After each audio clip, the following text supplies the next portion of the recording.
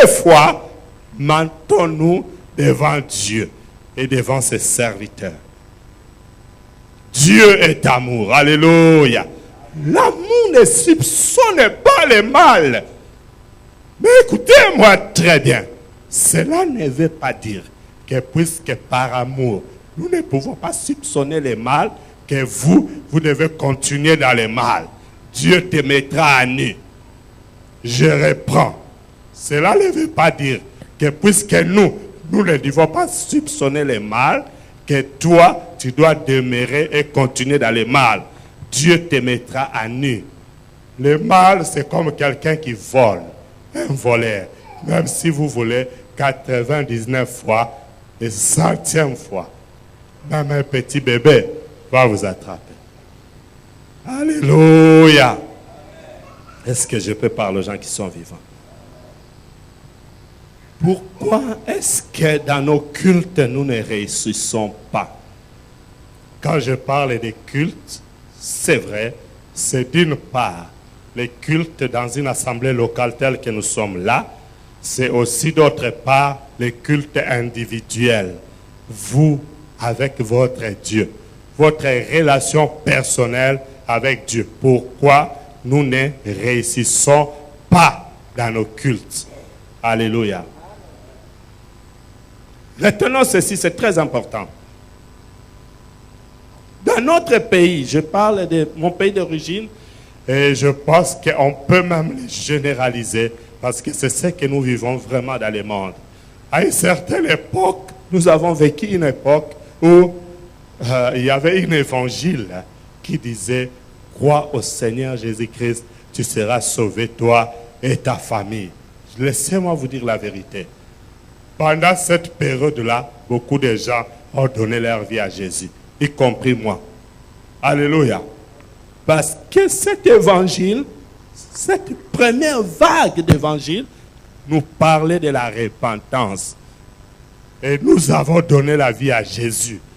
Parce qu'on nous parlait de la repentance. On se voyait nous comme devant un miroir, que nous sommes dans les péchés et qu'on devait abandonner. Et nous avons donné la vie à Jésus. Première vague, alléluia.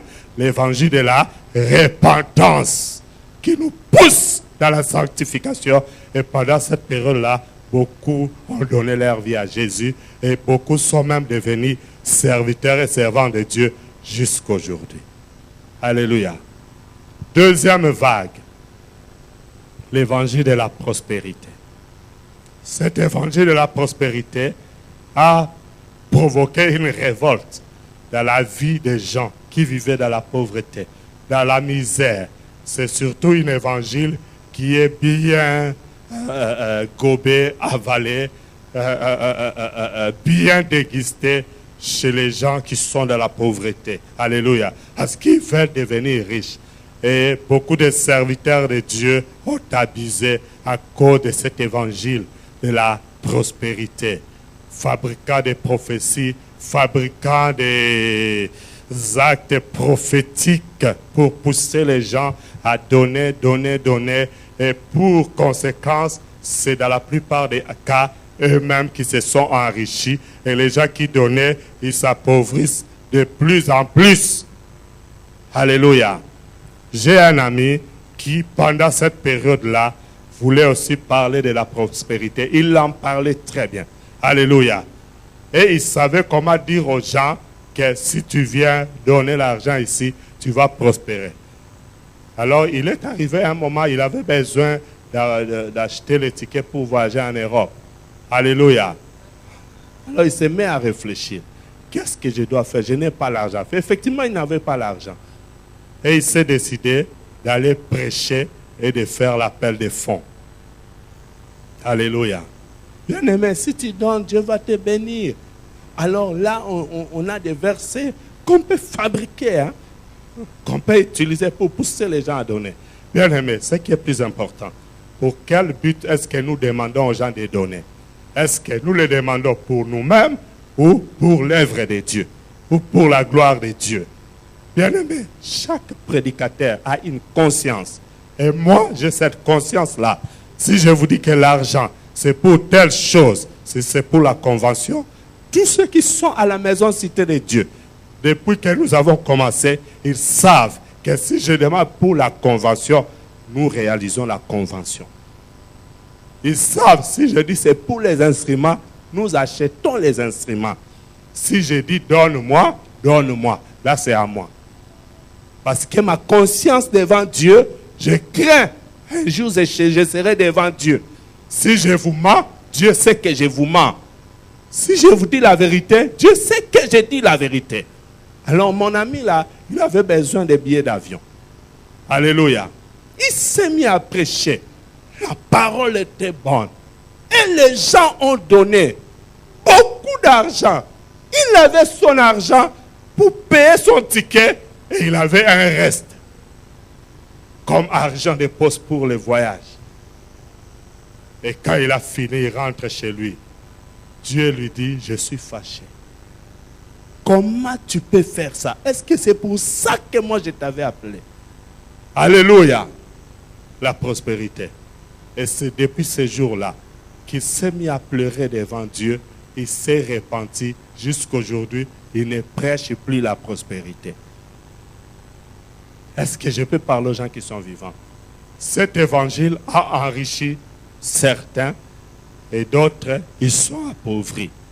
Et c'est là que vous allez voir, on commence à fabriquer les offrandes. Les offrandes de mousselekete, les offrandes de taureaux, les offrandes de bœufs, les offrandes, beaucoup de sortes d'offrandes. C'est pour quel but? Est-ce que c'est pour la gloire de Dieu ou c'est pour moi? Est-ce que vous me comprenez? Si je n'ai pas, je vais vous dire donne-moi. Amen, hein? Je ne vais pas fabriquer les offrandes. Parce qu'un jour, moi qui prêche, je serai devant Dieu. Qu'est-ce que je vais dire? C'est ça la conscience. J'ai pris une décision dans ma vie. Je préfère manquer de chaises dans ma maison. Parce qu'il m'est déjà arrivé de manquer de chaises.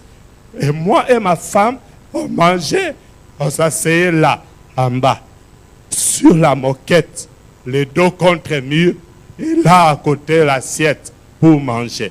Et on mangeait comme ça, pendant longtemps. Je préfère être comme ça que d'avoir des belles chaises, un beau salon chez moi, que je sais dans ma conscience que je cautionnais les enfants de Dieu. Ça, je n'aime pas. Je ne serai pas tranquille. Parce que ces chaises vont commencer à me rappeler et à me parler. Je préfère avoir ma conscience tranquille. Mieux vaut avoir peu avec une conscience tranquille que d'avoir une voiture, quand tu démarres, ça te parle. La voiture peut te parler. Que d'avoir une veste, quand tu te mets là devant les gens, la veste te dit, où est-ce que tu m'avais trouvé? Comment est-ce que tu m'as acheté? Je refuse ça. Je refuse. L'évangile de la prospérité a enrichi certains et cela continue à endetter des gens. Beaucoup de gens, vous êtes dans des dettes aujourd'hui, même vis-à-vis de la banque. Parce qu'il fallait emprunter à la banque pour venir donner. Croyant que c'est Dieu qui a parlé. Oh, c'était l'homme qui a parlé. Si c'était Dieu, pourquoi tu n'arrives pas à payer cette dette? Si c'était Dieu, pourquoi il n'a pas multiplié? Pourquoi il n'a pas béni? Pourquoi tu n'as pas prospéré? Si c'était Dieu. Comment est-ce que tu peux donner à Dieu et pleurer demain? Comment?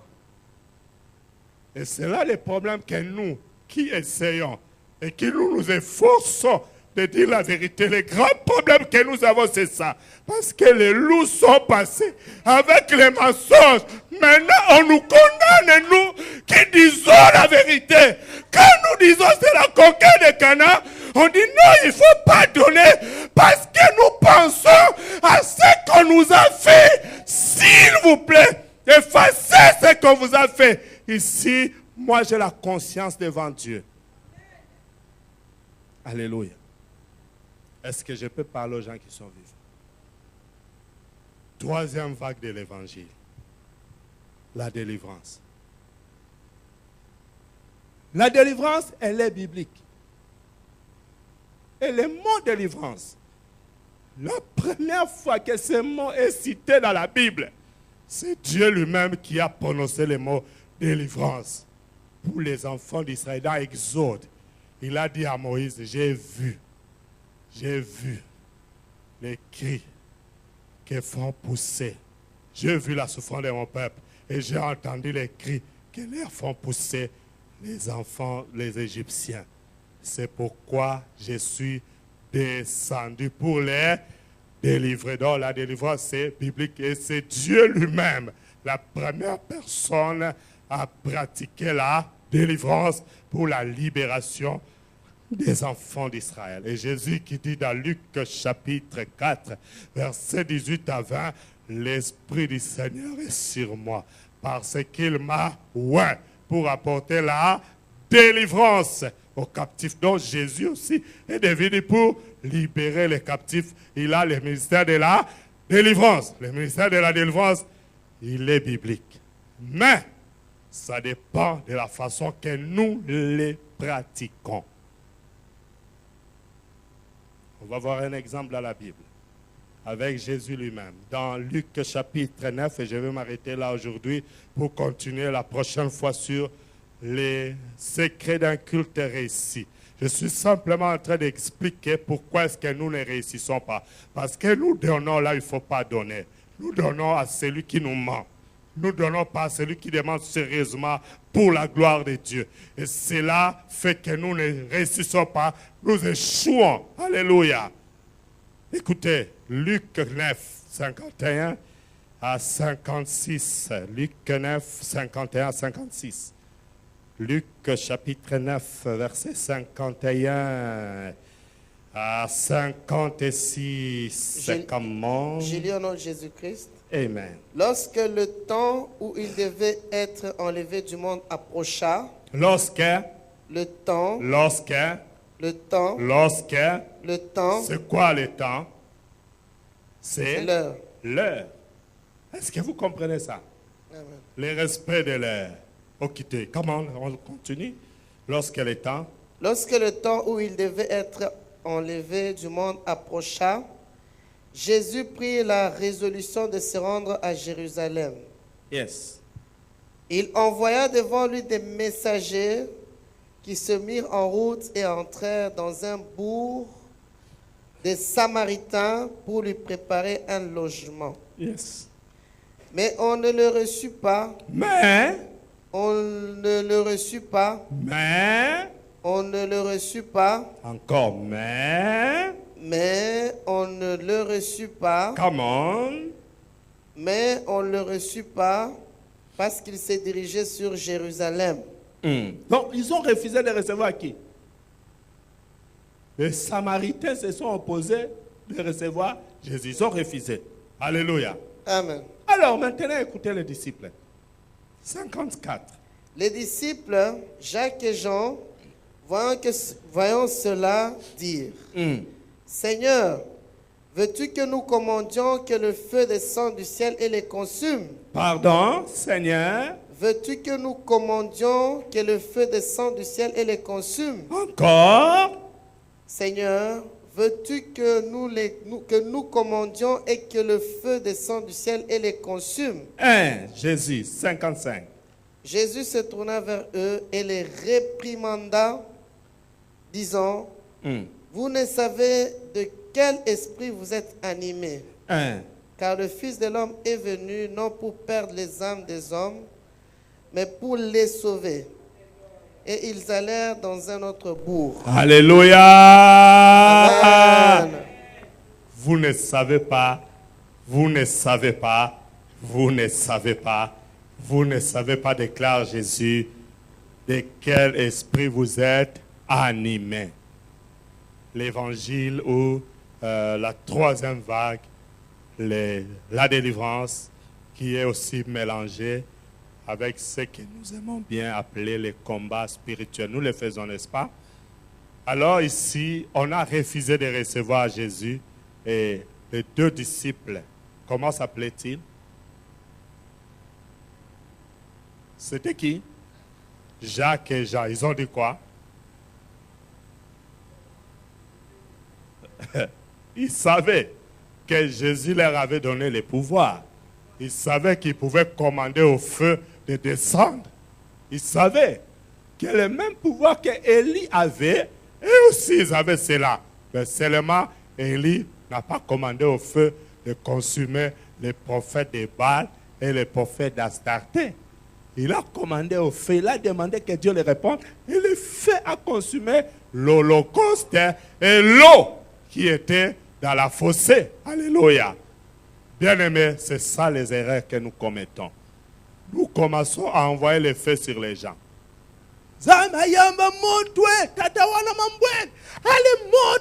que le feu les consume. Non. Jésus dit, je ne suis pas venu pour perdre les âmes. Parce que si vous envoyez le feu sur les gens, ils seront détruits et ils vont mourir. Même s'ils vivent encore physiquement, spirituellement, vous détruisez leur vie. C'est comme si vous les avez ensorcelés. C'est vous le sorcier ou la sorcière de la vie de cette personne. On n'invoque pas le feu sur les gens. Je veux que l'on corrige nos prières aujourd'hui. On n'invoque pas le feu sur les gens.